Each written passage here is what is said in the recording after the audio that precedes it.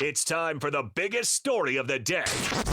This is What Made the Cut with JJ and Alex on 97.5, the KSL Sports Zone. Trajan Wealth brings you this portion of the program, TRAJANwealth.com, for all your trusted local needs in retirement, TrajanWealth.com.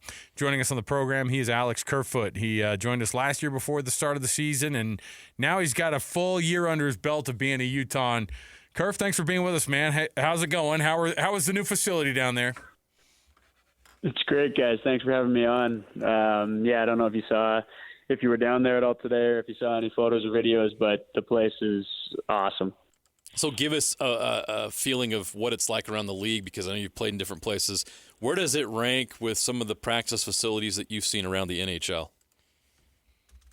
Yeah, I mean, it's by far the best I've been around, and I've been in a handful of places. Played in Toronto, get treated really well there. But yeah, this goes above and beyond, and I'm sure there's some nice ones. I haven't seen all of them, but I'm pretty confident that this is as good as it gets. Just, it's brand new, it's huge. Got the 2 ice sheets in already. The locker room, the gym area, everything is just really spacious and top of the line. When you kind of come into a place, and obviously everybody was getting their feet under them last year, and not just for you guys as players, I think for people as fans, for us as media, we're all trying to kind of just like on the fly, hey, we're in this new space here of trying to figure out this team, and that doesn't even have a name, and then now you get the name, and now you have all these different things that have kind of added up to where the team is right now. A brand new practice facility, great, but we start to get into what training camp looks like and getting everybody back again and getting everybody into that mode of, hey, the offseason was over here and now we're all getting back together. What does that timeline look like now for the next month and a half as you guys, or next month here, as you guys get ready to start playing real games over here across the street at Delta Center?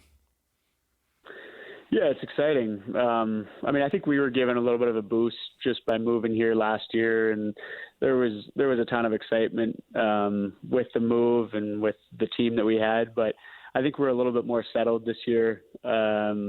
We've got a pretty similar group coming back this year. We obviously have one of the younger teams in the league, so we're looking to continue to build and get better. But one thing that we've really focused on is that we got to hit the ground running. We got to have a great camp. Our internal expectations are really high for the group, but it starts tomorrow. It starts over the course of the next 3 weeks in camp, and it's going to start game one when we get on the ice. And if we want to be where we want to be at the end of the year, we've got to come out of the gates hot. What are your thoughts on some of the off-season acquisitions for the Utah Mammoth?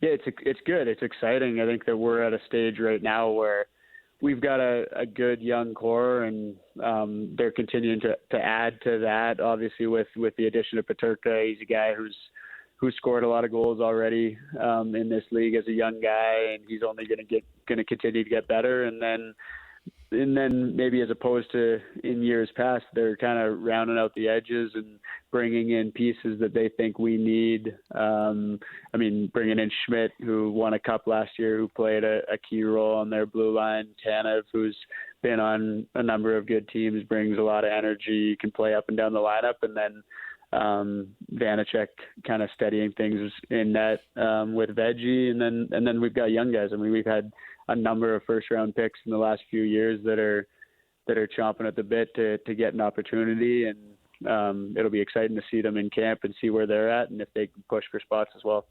It's interesting with the practice facility and the way it's set up and kind of this new centralized, training facility for you guys. It's interesting because, if the NFL has a practice facility, like that's not something that's open to the public or something where the public can participate in something like that.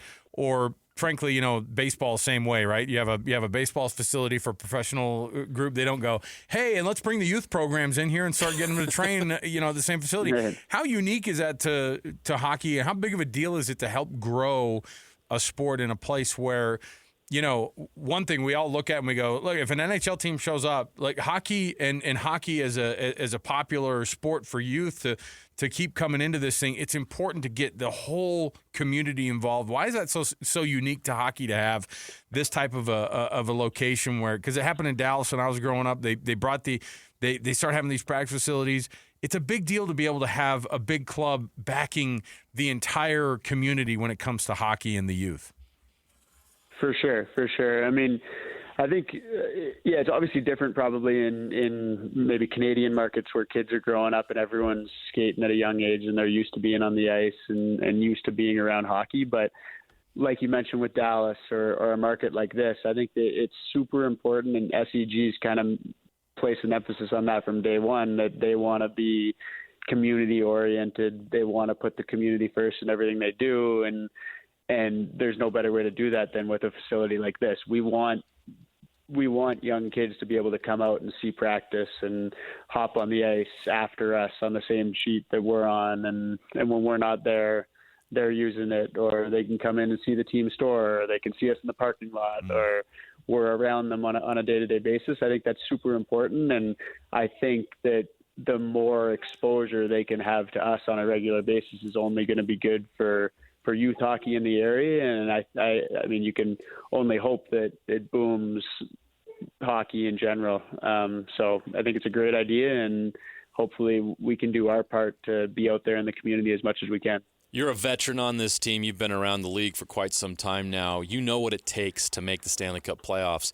Does this team have what it takes on paper and in that locker room to make the playoffs this year? Yeah, we definitely do.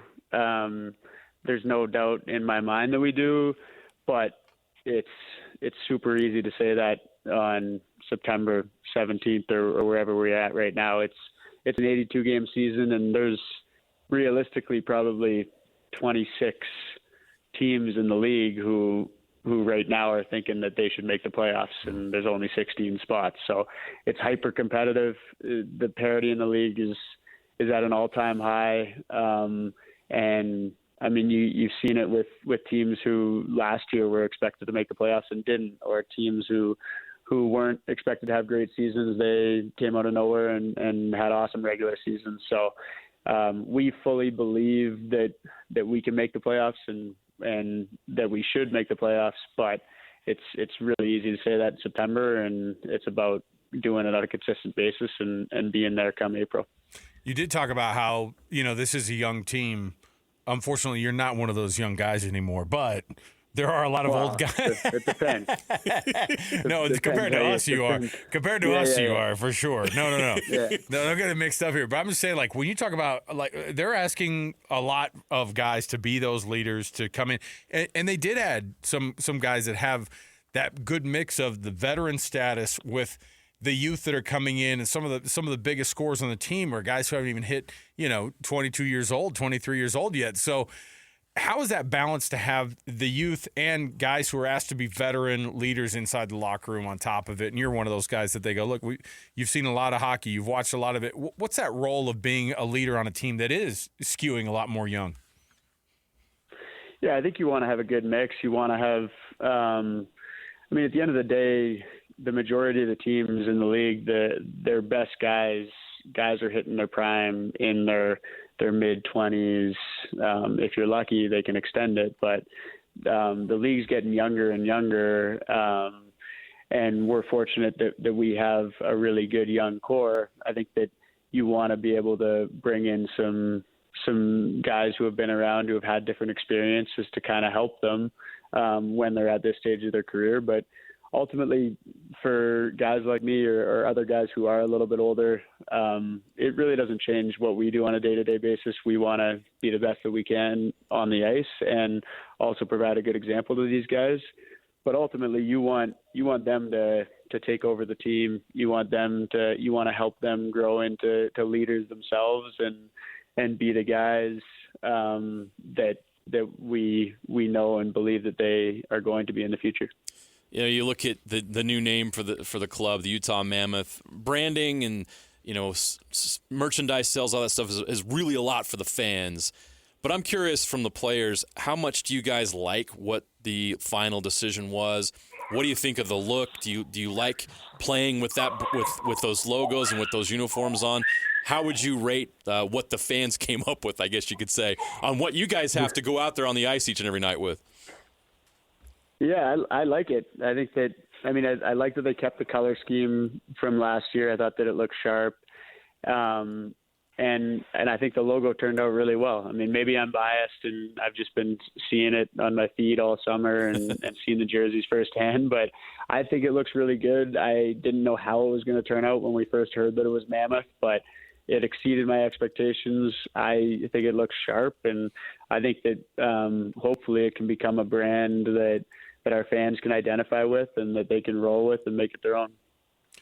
Well, we've got a few weeks here before we're able to see you guys officially with some preseason games, and then it gets right into it, and the regular season starts up, and then it's 82 games on the ice, 41 of them here at Delta Center. We're looking forward to it. Alex Kerfoot, of course, of the Utah Mammoth, nice enough to join us. Good luck and stay healthy out there, Kerf, and we're looking forward to seeing you, man. Awesome. All right, thanks, guys. Appreciate it. We'll see you soon. All right, there you go.